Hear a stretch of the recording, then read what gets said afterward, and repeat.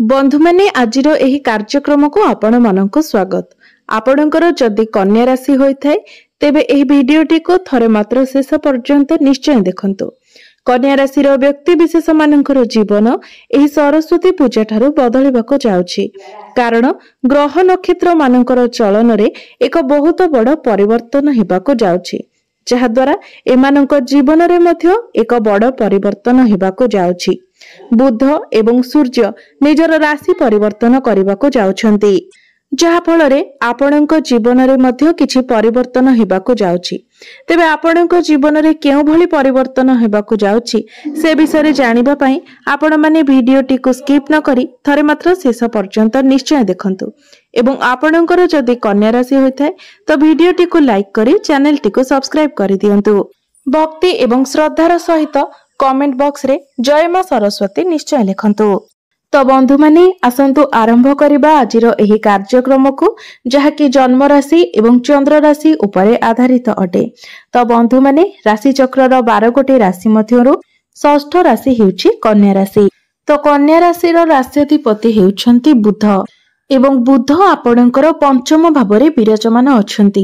आपणकर प्रथम भावरे विराजमान अछंती केतु, पंचम भावरे विराजमान अछंती बुध एवं सूर्य, षष्ठ भावरे विराजमान अछंती शनि, आपणकर सप्तम भावरे विराजमान अछंती शुक्र एवं राहु, नवम भावरे विराजमान अछंती देवगुरु बृहस्पति, दशम भावरे विराजमान अछंती मंगल।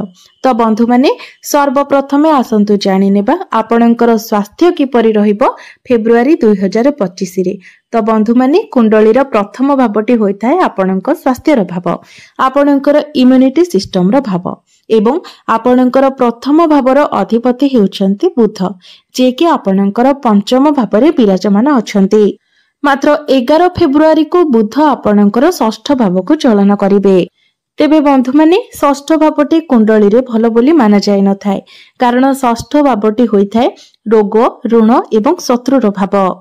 तो बंधु माने 11 फेब्रुआरी परे आपणको आपणक स्वास्थ्यर विशेष जत्न नेबार अछि। विशेष करी बुध हेउछंती हमर त्वचार कारक ग्रह, तेनु आपणको निज स्किन रो अधिक केयर नेबार अछि, कारण आपणकर स्किन रिलेटेड प्रॉब्लम देखा दे पारे, एलर्जी, इन्फेक्शन भली प्रॉब्लम देखा दे पारे एवं निजर खाद्यपेय प्रति मध्य आपणको ध्यान रखिबार अछि। तो 11 फेब्रुआरी पर्यंत आपणकर स्वास्थ्य ठीक ठाक रहिबो। 11 फेब्रुआरी परे आपणको आपणक स्वास्थ्यर जत्न नेबार अछि। एबे आसंतु जानिबा आपणकर शिक्षा क्षेत्र किपरि रहिबो फेब्रुआरी 2025 रे। विद्यार्थी मानक पई किपरि रहिबो फेब्रुआरी मासटी। तो बंधु माने कुंडलीर पंचम भावटी होइथाय आपणकर शिक्षार भाव।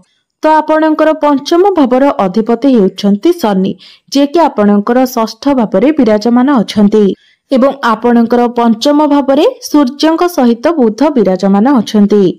तो आपणकर पंचम भावरे सूर्य एवं बुध बुधादित्य राजयोगर निर्माण करुछंती एवं 11 तारिख पर्यंत एही जोग रहुछि, कारण 11 तारिख परे बुध निजर राशि परिवर्तन करिवे। तेबे आपणकर पंचम भावर अधिपति शनि मध्य षष्ठ भावरे विराजमान अछंती एवं एठारे विपरीत राजयोगर निर्माण करुछंती। तो बंधु माने फेब्रुआरी मासटी आपणकर शिक्षा क्षेत्र पई बहुत भलो रहिछि। विशेष करी 11 फेब्रुआरी पूर्वरु आपणकर शिक्षा क्षेत्र बहुत भलो रहिबो। जदि आपणकर कोनोसी एग्जाम अछि तो ताहा 11 फेब्रुआरी पूर्वरु आपणको बहुत अधिक भलो फल देबो। आपणकर जदि कोनोसी एडमिशन किंबा फॉर्म फिलअप करिवार अछि तो ता पई मध्य फेब्रुआरी मासटी आपणको पई सपोर्टिव रहिबो। तेबे सब दृष्टिरु देखिबाको गले फेब्रुआरी मासटी आपणकर शिक्षा पई बहुत भलो रहिबो। एबे आसंतु जानिबा आपणकर प्रेम जीवन किपरि रहिबो फेब्रुआरी 2025 रे। तो बंधु माने कुंडलीर पंचम भावटी आपणकर शिक्षार भाव हेबा सहित पंचम भावटी मध्य आपणकर प्रेम जीवनर भाव अटे एवं आपणकर संतानर भाव अटे एवं आपणकर पंचम भावर अधिपति हेउछंती शनि, जे कि आपणकर षष्ठ भावरे भल स्थान रे विराजमान अछंती एवं आपणकर पंचम भावरे सूर्यंक सहित बुध विराजमान अछंती एवं बुध हेउछंती आपणकर प्रथम भावर अधिपति। 11 फेब्रुआरी को बुध आपणकर षष्ठ भाव को चलन करिवे एवं 11 फेब्रुआरी को बुध एवं शनिकर संयोग हेबो। तेबे 11 फेब्रुआरी परे आपणकर प्रेम जीवन बहुत अधिक भल रहिबो कारण आपणकर प्रथम भावर अधिपति एवं पंचम भावर अधिपति जेतेबेले एकत्र हेबे तो यह आपणकर प्रेम जीवन उपरे बहुत अधिक शुभ प्रभाव पकाइबो। मात्र जे पर्यंत सूर्य आपणकर पंचम भावरे अछंती अर्थात 13 फेब्रुआरी पर्यंत आपण आपणकर पार्टनर को मध्यरे टिके क्रोध स्वभाव देखिबाको पाइबे एवं कोनोसी ना कोनोसी कारणरू आपणक मध्यरे भूल बुझामणा मध्य देखा देबो। मात्र 13 फेब्रुआरी को जेतेबेले सूर्य आपणकर पंचम भावरू बाहरी आपणकर षष्ठ भाव को चलन करिवे तो सेतेबेले आपणकर प्रेम जीवन बहुत भल रहिबो। आपणक मध्यरे जहाँ भी किछि समस्या थिला से सब समस्यार समाधान होई जिवो। एबे आसंतु जानिबा आपणकर वैवाहिक जीवन किपरि रहिबो फेब्रुआरी 2025 रे। तो बंधु माने कुंडलीर सप्तम भावटी होइथाय आपणक वैवाहिक जीवनर भाव आपणक जीवन साथीर भाव एवं आपणकर सप्तम भावर अधिपति हेउछंती देवगुरु बृहस्पति जे कि आपणकर नवम भावरे विराजमान अछंती एवं आपणकर सप्तम भावरे राहु एवं शुक्र विराजमान अछंती। तो बंधु माने जे पर्यंत राहु आपणकर सप्तम भावरे अछंती अर्थात 18 मई 2025 पर्यंत आपणकर वैवाहिक जीवन रे किछिटा समस्या देखा देबो। मात्र फेब्रुआरी मासटी आपणकर वैवाहिक जीवन पई भल रहिबो कारण आपणकर सप्तम भावर अधिपति नवम भावरे विराजमान अछंती एवं आपणकर सप्तम भावरे राहुଙ୍କ सहित शुक्र मध्य विराजमान अछंती एवं शुक्र आपणक सप्तम भावरे उच्चस्थ अछंती जहाँकि आपणकर वैवाहिक जीवन को बहुत भल बनाइबारे साहाय्य करिबो कारण शुक्र हेउछंती प्रेमर कारक ग्रह। मात्र राहु जेहेतु आपणकर सप्तम भावरे अछंती तो राहु आपणक मध्यरे भूल बुझामणा सृष्टि कराइबे। तो यही सब कथार आपनको ध्यान रखिबार अछि।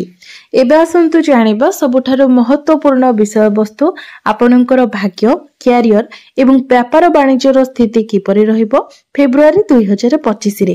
तो बंधु माने कुंडलीर नवम भावटी होइथाय आपणक भाग्यर भाव दशम भावटी होइथाय आपणकर क्यारियर एवं सप्तम भावटी होइथाय आपणकर व्यापार वाणिज्यर भाव।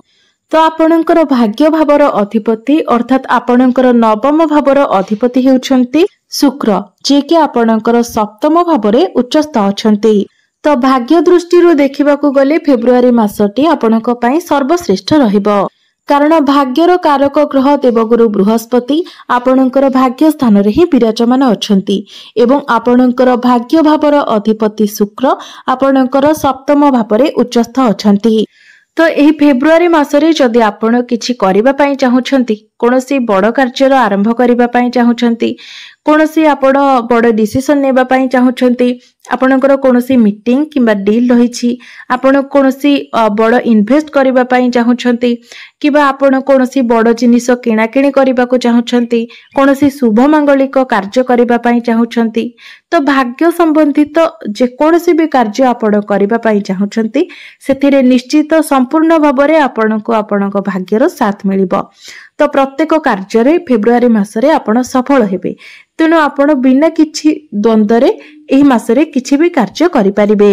एबे आसंतु जानिबा आपणकर क्यारियर किपरि रहिबो फेब्रुआरी 2025 रे। तो आपणकर दशम भावर अधिपति हेउछंती बुध जे कि आपणकर पंचम भावरे विराजमान अछंती एवं 11 फेब्रुआरी को बुध आपणकर षष्ठ भाव को चलन करिवे। तो आपण जदि निज चाकरी रे किछि परिवर्तन चाहुछंती तो फेब्रुआरी मासटी आपणक पई सपोर्टिव रहिबो कारण मंगल जेहेतु आपणकर दशम भावरे अछंती तो आपणक मध्यरे एनर्जी भल रहिबो। आपण जदि कोनोसी इंटरव्यू देबा पई चाहुछंती तो आपणकर इंटरव्यू मध्य भल रहिबो। फेब्रुआरी मासरे आपणक मध्यरे कॉन्फिडेंस भल रहिबो आपणक मध्यरे आत्मविश्वास रहिबो स्टामिना मध्य आपणक मध्यरे भल रहिबो एवं जे मानक पाखरे कोनोसी चाकरी नाही तो फेब्रुआरी मासरे आपणक चाकरी मिलिबार मध्य संभावना रहुची सेथिपई आपण निजर चेष्टा जारी रखिबा उचित।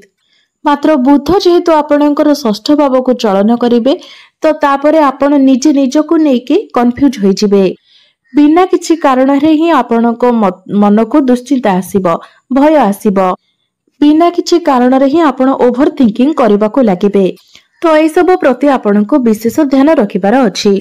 नचेत यह व्यतीत अन्य कोनोसी भी असुविधा आपणकर क्यारियर रे देखा जाउ नाही। एबे आसंतु जानिबा आपणकर व्यापार वाणिज्य किपरि रहिबो फेब्रुआरी 2025 रे। तो बंधु माने सप्तम भावटी होइथाय आपणकर व्यापार वाणिज्यर भाव एवं आपणकर सप्तम भावर अधिपति देवगुरु बृहस्पति आपणकर नवम भावरे विराजमान अछंती एवं आपणकर सप्तम भावरे राहु एवं शुक्र विराजमान अछंती। तेबे व्यापार वाणिज्य को देखिबाकू गले 15 फेब्रुआरी पूर्वरु आपणकर बिजनेस भल रहिबो। 15 फेब्रुआरी परे आपणकर बिजनेस रे आपण टिके अप डाउन देखि पारंती।